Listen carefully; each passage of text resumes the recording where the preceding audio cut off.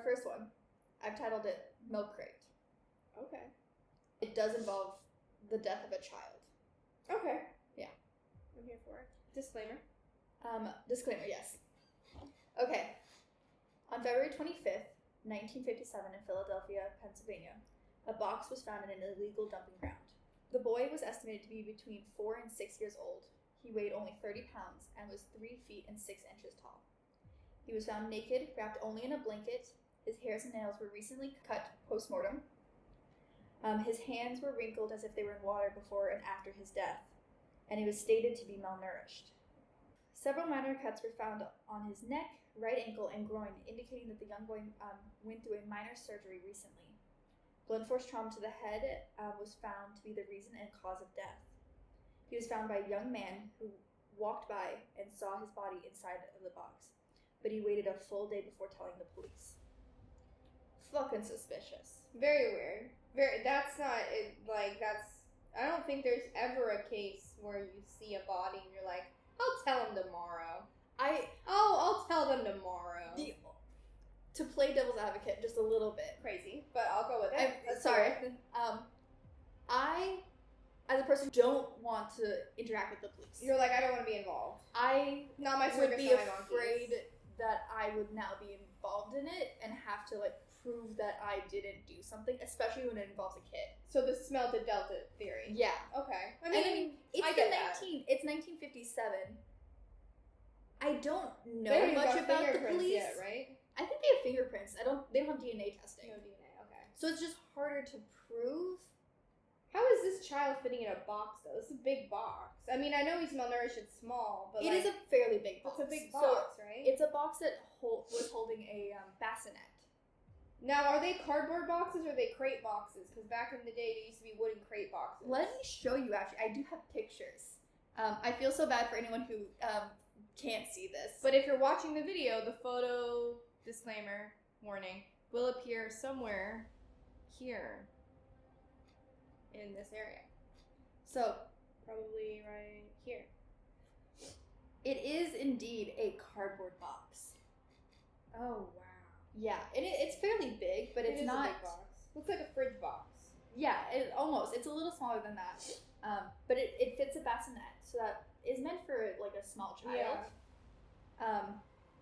But yeah, no, it is horrifying. But I can understand the fear of if I tell someone what happens if they don't believe that I had nothing to do, that I just happened to stumble upon it. I feel like that was probably easier back then, too, without DNA. Yeah. I always thought of it in the way of, everyone was getting away with murders. But also people were being, like, accused and no way to prove it. No way to prove otherwise. Yeah. Okay. I see your reasoning. Yeah. Proceed. A second man later came forward saying that he'd also found the boy first, but didn't want to contact the police as he didn't want to be involved. So there's now 2 men claiming to have found this boy in the box. One who would come to the police, one who never showed up. That's bystander syndrome. It is, entirely, which is weird because it's not even, like, true bystanders, because there was no one else around him to say, like, it's not like, I thought someone else was going to the police. It's, I really just didn't want to be involved, which I think might say something about how they felt. Yeah. Police was being conducted, or maybe, like, we don't know who these men were, we don't know what nationality they are, or what, like, I don't know anything about Philadelphia for this time period as a person who has lived almost all of my life on the West Coast. Yeah. It might be a completely different thing. Yeah. It might be like LA police, where you just don't trust them ever. I mean, it's valid. Cold weather and delay in time of the call led to identifying time of death nearly impossible, as well as identifying the boy.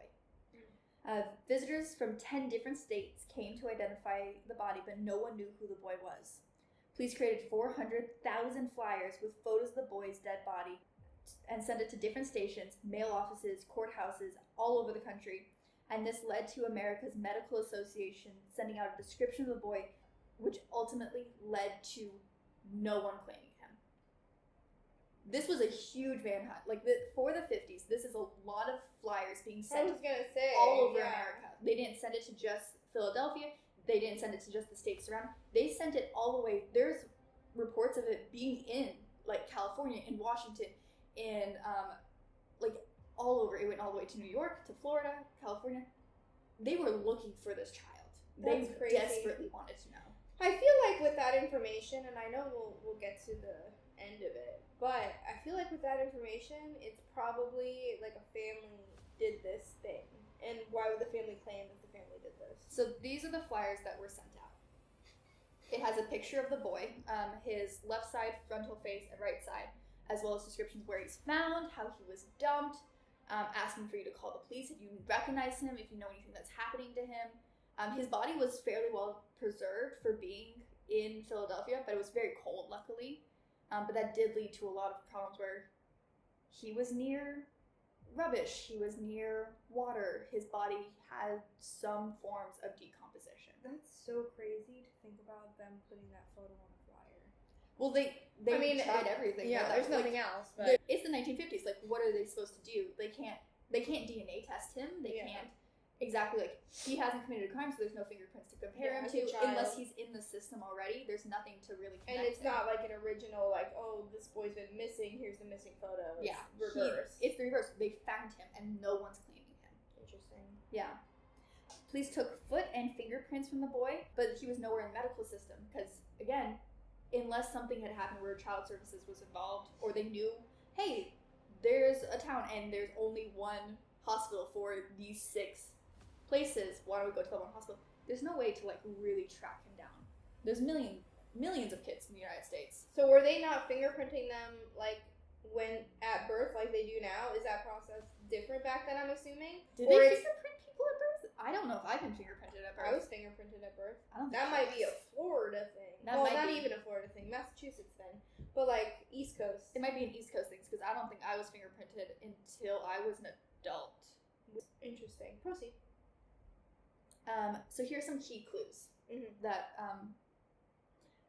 the box contained a serial number that led to JCPenney's. Crazy that JCPenney's was around at that time, but that's also crazy that I didn't think that JCPenney's existed yet. I mean, I feel like with that information, JCPenney's hasn't changed at all since then. Aside from, going bankrupt like last year and not existing anymore. But, like, you go into the store, I can see 1950s. I don't think they go into a JCPenney's and all of them look like the 90s to me. Yeah, well. Calm down. Anyways, proceed. It led to the JCPenney's only a few miles from the dump site. The original box housed a bassinet in it. 12 boxes were purchased from that JCPenney's. All were bought with cash, leaving no record of who bought these boxes. 8 purchasers came forward saying that they still had the box or had thrown the box away, meaning that it didn't even matter who bought this box, because it could have been anyone just walking by and was like, oh, I bet this kid will fit. Mm-hmm. Or maybe the parents or whoever hurt this child grabbed the box for another reason, like they're moving, they're walking around. Maybe they just really love boxes, but they have it for some reason.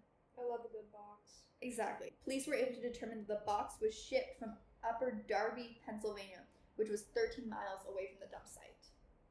I don't know how so that's a radius. I don't know how they figured out that the box was shipped rather than bought. Maybe it still had the label on it? Maybe that JCPenney's was like, we got all of our boxes from this one. Or serial numbers of what was shipped. I'm assuming they would coordinate that somehow. Yeah, there would have to be a record of it. The blanket that was wrapped around the child was investigated by the Pennsylvania Textiles Institute. Awesome that they got involved. They believed that this blanket was made in Grandsbury, Quebec, and I'm so sorry because I'm going to mispronounce this, and I know that people get so annoyed when people mispronounce names of places, but I never have lived here, so I would not know how to pronounce this. Do your best. Swanora, North Carolina. Interesting. North Carolina. Mm-hmm. But thousands of these blankets were made and sold, and this lead went nowhere. Yeah. There was no way to track it from there. It's too much of a mass produced. They also don't have individual serial numbers. They would have a product number listed of, this is this blanket in this color at this size. Yeah. There's no way to track individual blankets because that would be a huge amount of numbers to keep track of. Okay. In the 50s with no computers. Or anything, yeah. Yeah. There was a hat. There was a hat found next to the boy in the box. Like, not inside the box, but near the box enough that they connected this hat together with the box. Yeah, felt right. Interesting. The hat was found only 15 feet away from the box. It was a blue corduroy Levi League style cap. So it was like an adult hat? It was an adult hat. Interesting. It was size 7 1/8, which I found out had to be custom made to fit that way. They don't like originally make 7 1/8 even at this time. Like, it was a custom. So that's a lead. Sized hat, yeah. Kind of. When police went to the shop owner, saying that went to the shop to ask the owner what about this cat, he said he remembered a man coming into their shop from South Philadelphia. She remembered that the man was blonde, between his late 20s and early 30s. He had fixed the hat with a leather strap, but the man paid in cash and she never saw him again. Crazy about how many details she remembered. Like, she knew what color hair he was. She does mention that he's white. Mm-hmm. And like all these little details, but didn't know him in this town and never saw him again. So he was there for one day to get his hat fixed. Everything? Also to get his hat fixed. Like, I feel like there's a thing that in the 50s there would have been multiple shops that you could go to that are closer to you, maybe? Yeah, or like near where you live. Yeah. And to get it fixed with a leather strap is also really weird. It's a choice. It's definitely an interesting choice. Let me pull up a picture of it, because it's weird looking. Okay. It's this style hat. It's almost like a newsboy. Yeah. And it's pulled down. I don't know where this leather strap was affixed. Like, I don't Maybe know if it's supposed to go they under used the to chin. put I think them it's in the back. to like hold it in place. But it's because some people like wore them more back. So if it's like maybe like that. But it's so interesting that it was such a specific blue color, that it was sized so specifically, and that it had the strap affixed to it, that someone in that town remembers making. But no one can connect who this man is, or if he actually has anything to do. Like, it could be that he lost his hat. It could be that it was one of the guys walking by who saw the child, maybe was startled, dropped his hat, and then just never claimed it again. Completely disconnected, yeah. It's so weird that it was found close enough to the body and that the police connected it somehow. I don't know how 1950s police work was, as I am not an officer from the 1950s. But it's just a weird level of connections. Yeah.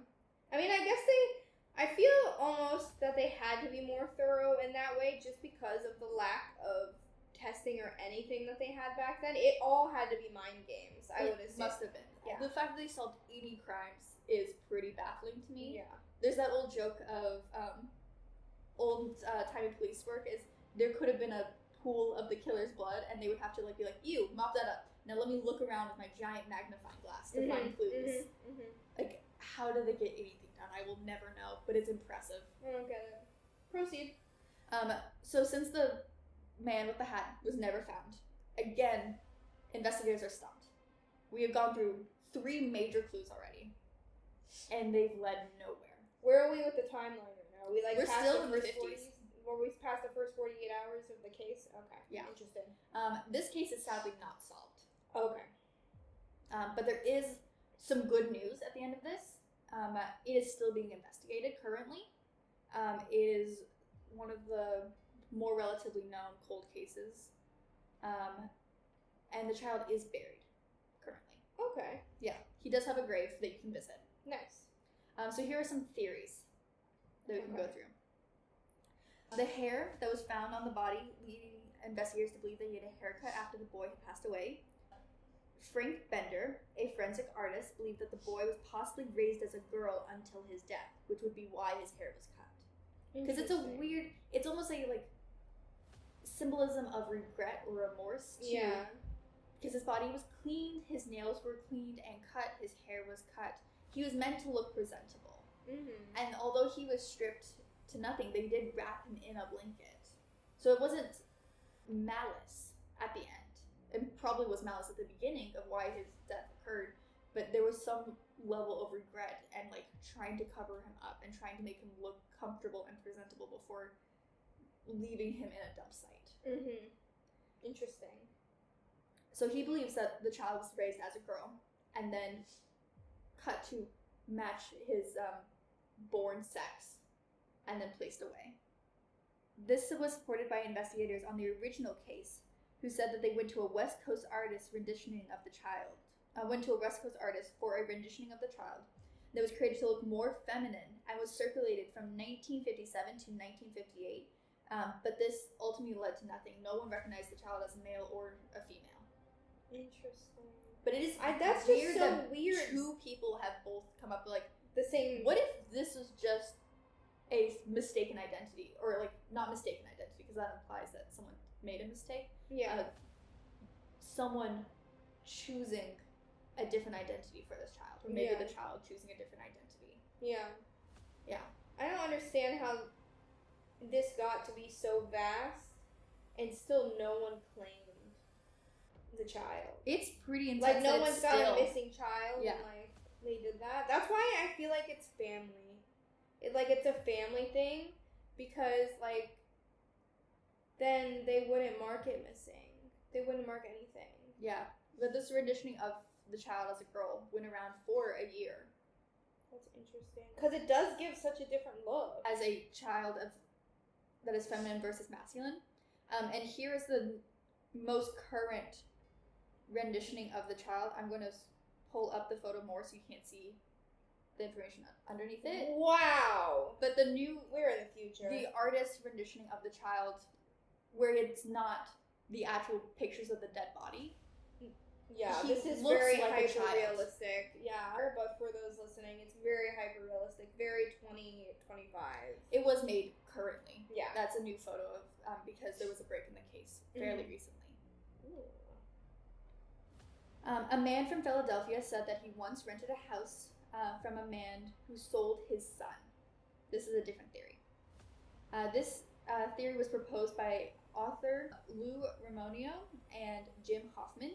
They're forensic pathologists. They later took photos of potential fathers and were brought to compare the photos to the photo of the boy in the box. And they agreed that there was similarities in the facial structures that would lead to more DNA testing in the future.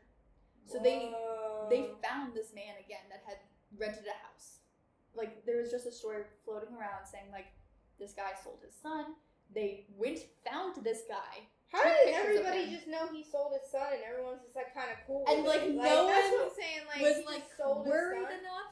And also, these are authors. These guys wrote about the stories after the fact. That's crazy. This is in the future. They found out about the story, and I don't know if the police investigated it at the time and like maybe like just didn't We just say selling anything. kids. I did a lot of research. I can find no police reports saying that the police even like knew about this guy selling his son supposedly. How many people were selling their kids back then? I don't know. It was the 50s. I have zero. All I know about the 50s is like how they dressed and systemic racism. That's all I know.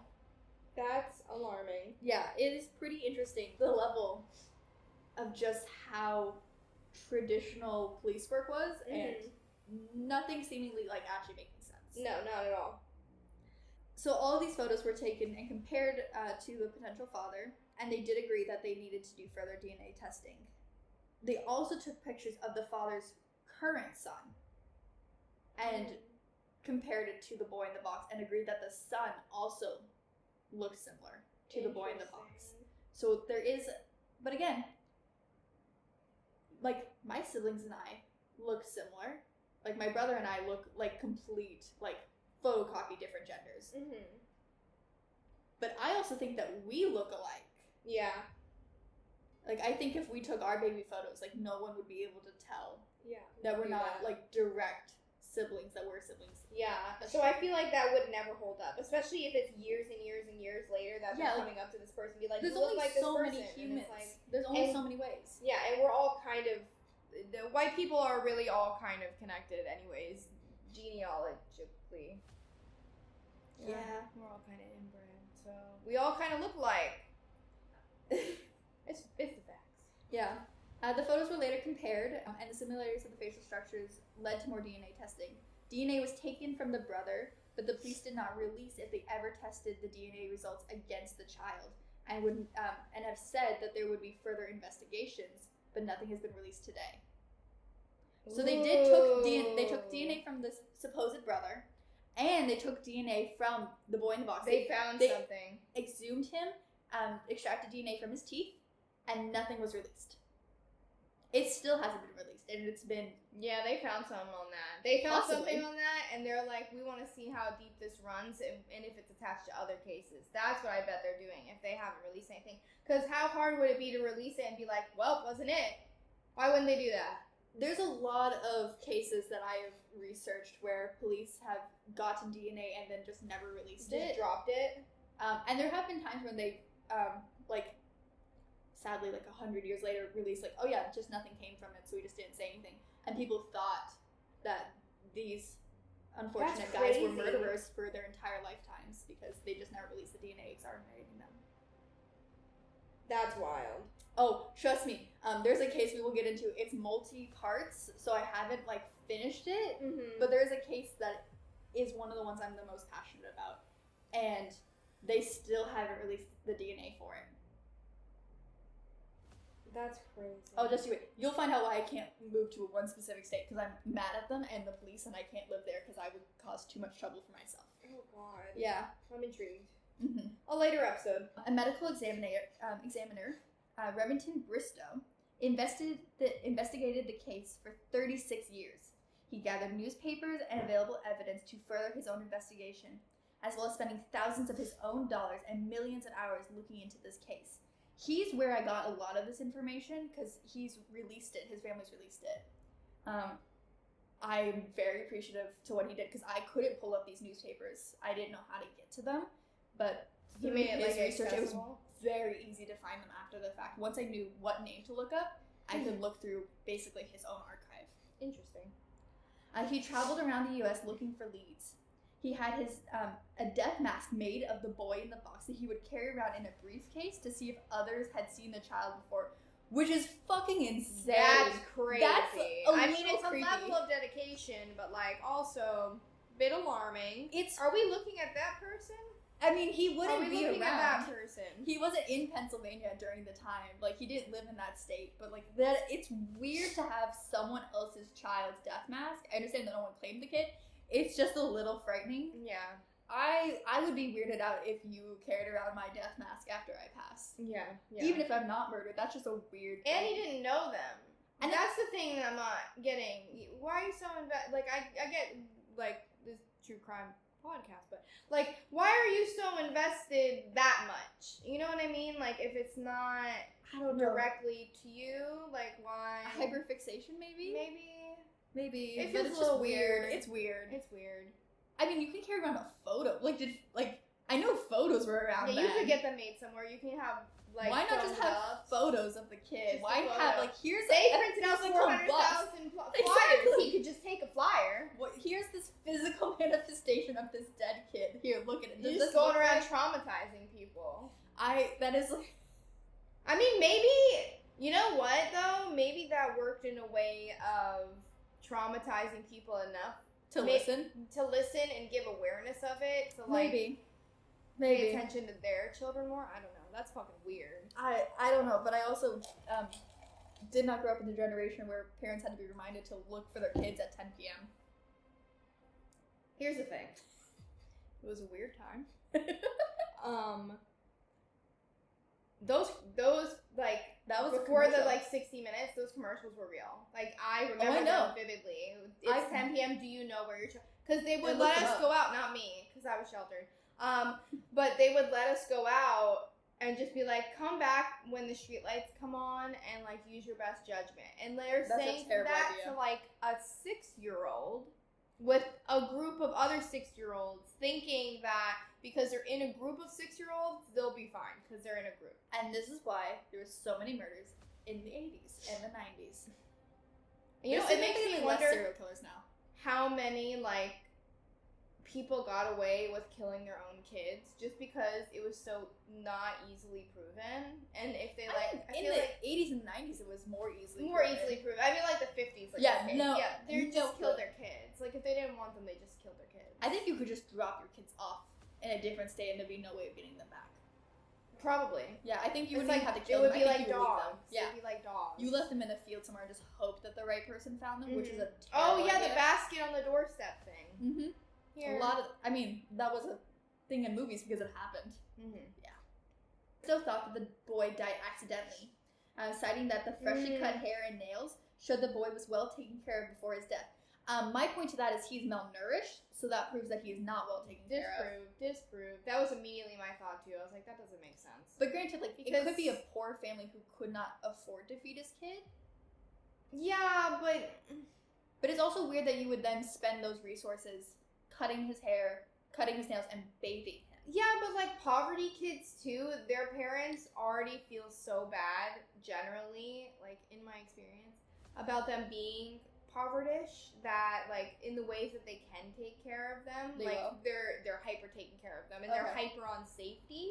So I feel like there almost wouldn't be room for them to accidentally get hurt enough for them to die, because I feel like their parents would be so hyper vigilant. And it's blunt force trauma that kills them. Yeah, no, you can't just fall on a hammer. Like, you know what I mean? Like, that's it's a little weird. Yeah. He looked into the foster families that lived nearby where the body was found. The foster families were already investigated by the police, but with the urging of a psychic, he went further to investigate. I like that twist. What did we get from that? I don't personally believe in psychics. I believe that some people know things that they're not supposed to know, but I do not trust the psychics you can just go and pay to help you do things. I feel like there's a nuance of choice there, because I feel like there are a lot of opportunistic people that just like to prey on people who are very, very vulnerable, which is like the type of person who goes to psychics. I feel like there's a camp of those people that call themselves psychics, and then I think there's another camp of people who actually like believe that they have like a spiritual thing. But I do unfortunately think there's more people than not who just manipulate people. Bristow questioned these families further. In an estate sale, he found a bassinet that looked eerily similar to the one that would have been in the box that the boy was found in. Bristow thought that the boy was also an illegitimate child of the father and one of the daughters living in the home. So, that's a fun twist. There was a foster girl who lived in this family's home. They did not release the family's name, probably for the best because they aren't proven guilty. And I know from myself, people who are proven guilty, I feel completely fine harassing them, which is probably not the best thing in life, but also fuck Myra Hindley. So, but they believed that this girl possibly was having relations with her foster father. And got pregnant and had the child, which would explain why there's no record of him, why no one could go forward and claim him, why he was both malnourished and taken care of. There's a lot of... It makes sense. It's just a horrifying sentiment to think of. Yeah. Bristow died in 1933 without ever knowing the truth. That can't be possible. 1993 is when he died. The truth of the boy, who he was, or what happened to him. Luckily, Tom Augenstein, a detective in Philadelphia, took up the case where Bristow left off. So, like, this is still a case that people care about. To this day, people care about this case. I mean, I'm talking about it on this. Yeah. And I've heard multiple podcasts talk about it. I mean, Unsolved BuzzFeed talked about it. Morbid talked about it. Several people care a lot about this case and figure out who this child is. On February 23rd, 1998... I'm going to cut that right back into that spot, too. Don't do that. I'm going to do it. 1998, Tom went to Nicoletti's home of the foster family. This is after the foster family's last name has been released. Okay. He went to Nicoletti's foster family home. When arriving, he found Arthur Nicoletti and his wife, Anne Marie Nicoletti. Anne Marie was the woman in Bristol believed to be the boy's mother. So, couldn't they DNA her too? Technically, but they would have to give consent. So, I'm going to do a little backtracking here to explain further. Arthur Nicoletti married his first wife, raised foster children, divorced his first wife, married his foster daughter. who Red was still flags. believed Red to flags. be the mother of the boy, is the foster daughter. So, as Tom's going there now and talking with them, he's talking to who was thought to be the boy's mother at this time. Red flags. Yeah, no, it's It's a lot of horrifying. red You flags. should not be That's- allowed to marry your children, even if they're not biologically related to you. If you spend any time raising them, that's crazy and creepy. And just It's just wrong. immorally, It's moral. yeah. Yeah, That's no, a you've crossing raised a that barrier. child. That's really fucking weird. Oh, I hate that. Yeah, I'm sorry.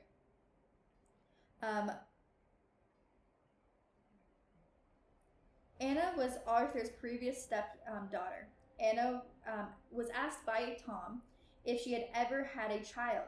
She did admit to having a son that died in a mysterious way. What the fuck? What okay, the fuck? so like case solved. Case solved.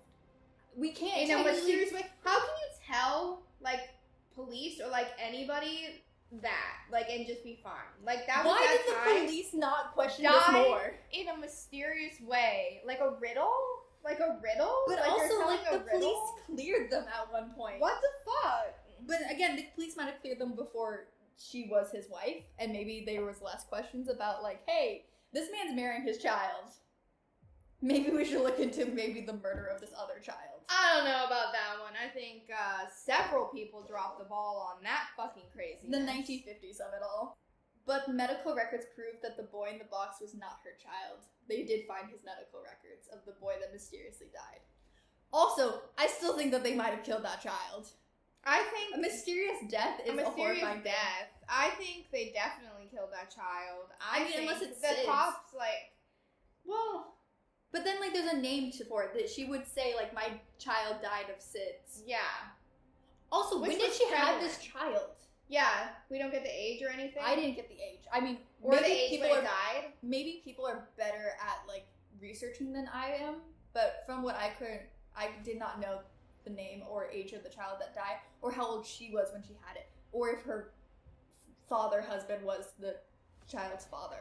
Final theory, but I wanted to give a trigger warning for this. Granted, this is a case about a child's death, but this is a little bit harder to deal with. It involves psychiatric care in the 1950s and 60s, which is not good. Sexual abuse of minors, and another story of a child being sold. So, this is our final theory. A psychiatric patient named Martha told her psychiatrist that she needed to speak to the police. She said that when she was 11 years old, her mother handed over an envelope full of money to purchase a young boy. This connects back to the first theory of the boy being sold from the man who was renting out his house. Why are we selling kids? It's way more prevalent than I Why thought is it would it be. so like natural? Like this is like a thing. So, like, I only have This is definitely still happening. I only have 4 theories, but there's several more theories involving children being sold. Of like, oh yeah, there's police records of children being sold, but it was just proven later it wasn't the boy in the box, so I didn't involve them.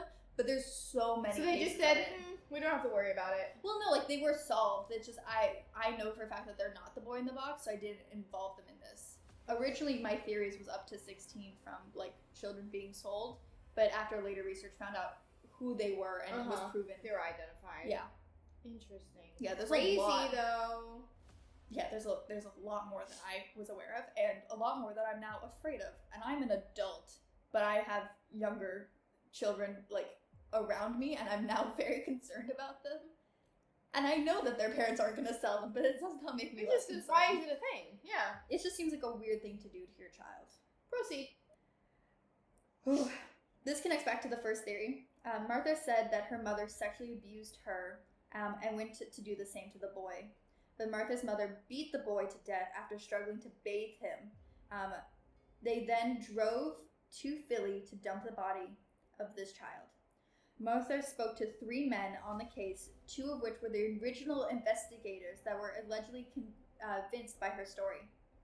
Bill Flesher, a retired FBI agent, said the hat, with all the testimonies, address, and descriptions added up, and proved Martha's story. Saying this is a strong theory, but it was never able to be proven that the boy was this child. So it is what the FBI up until 2019 believed. Interesting. It's pretty horrifying that's the case that they went with. That's what that her mother sexually abused her and a child that she bought and then killed. That's crazy. And also, of course, she ended up in a psychiatric facility. That messes you up. That I can only imagine. And back then, like, it's not even like. And back then, your parents could commit you for just not agreeing with them. Yeah. So, current updates. The boy was buried in a grave called the America's Unknown Child. It is one of the most visited child's graves in the entire United States. He's given a proper burial. The government goes and cleans his grave regularly. He was America's child and was well taken care of. I'm going to give you a little bit more of a timeline. In 1953, this child was born in Philadelphia. They did figure out the year, of course, they knew his rough age. 1957, he was discovered in Fox Chase, Pennsylvania. 1998, he was exhumed for DNA extraction from the tooth. That was when they were comparing him to the photos. In 2016, forensic facial reconstruction was released. That's the photo I sent to you that looks much more realistic. It's because it's a drawing and computer recognition of him. In 2019, he was re-exhumed for additional DNA sampling. And in 2022, his identity was confirmed using the DNA and genealogical databases. They found him through Ancestry.com. No, because I was literally going to say this. I'm so mad I didn't. I was literally going to say, watch this pop up on somebody's Ancestry DNA when they run it. So, literally. I fucking knew it. Yeah. When you submit your DNA to any DNA databases, there's a secondary box you can check allowing the police to use your DNA for any and all future crimes. I've done this, and I've made my partner do this. Because if I'm related to a murderer, I need to know. I desperately need to know. You want to know. Everyone has to be related to at least one. You have to. I mean, because it's murder. It's not like a serial killer. There would be one crime. One crime at the very least. Yeah. At least one murder. At least one murder. And a lot of people's histories go back very far. So, someone in this kid's family did it and allowed it to go into police. The child has been identified as Joseph Augustine Zarelli. His parents, bio parents, were later reported and have been named. So they didn't. Where did they live? Would they live right there in that radius? Tell me they lived in that radius. I could not find out. I'm telling you. What I said from the beginning is the family that did it, and they didn't report the kid as missing. They didn't claim the kid because they did it, and they knew it would go cold. So his mother is Mary Elizabeth, also known as Nea Abeli Plunkett, also known as Betsy. Weird long name. That is a weird long name. His father was Augustine John Zarelli, also known as Gus, which is not the name I would have connected to that either of those. His first or middle name. Yeah, I mean... His parents... Nothing has been reported yet from the police stating that his parents had any connection to do with his death. Are they still alive? No, they're dead. They're dead, right? One of their children is the reason we have this connection, is because they did Ancestry. That's so crazy. I found out it was Ancestry.com. That was in my brain literally earlier, and I was like, that would be crazy, wouldn't it? They're still currently investigating this case to this day, but the boy in the box, America's Child, has his official name now on his gravestone. You can still visit it. It's still being regularly kept up by the government as well as by his siblings now. Oh. Yeah. They're still investigating to figure out what the hell happened to this kid, and I hope to find more updates. I do check it regularly. When I originally went into this case, all of the news articles and shows I had watched and listened to didn't know the child's name yet. And because they were done before 2022. Yeah. I was very excited to find out that he has been identified. Very cool. Yeah. Very unfortunate, though. Yeah, and as time goes on, if there's more updates, I will also announce them at the beginning of the shows. Mm-hmm. So we can keep doing this, and then everyone can find out in real time what's happened to this child. But yeah, as of right now, he is identified, and they're still looking into his murder. That's crazy. Yeah. This was really cool. I'm looking forward to doing the next one. Me too. Yeah. Well. All right. Bye. This has been The Happenings.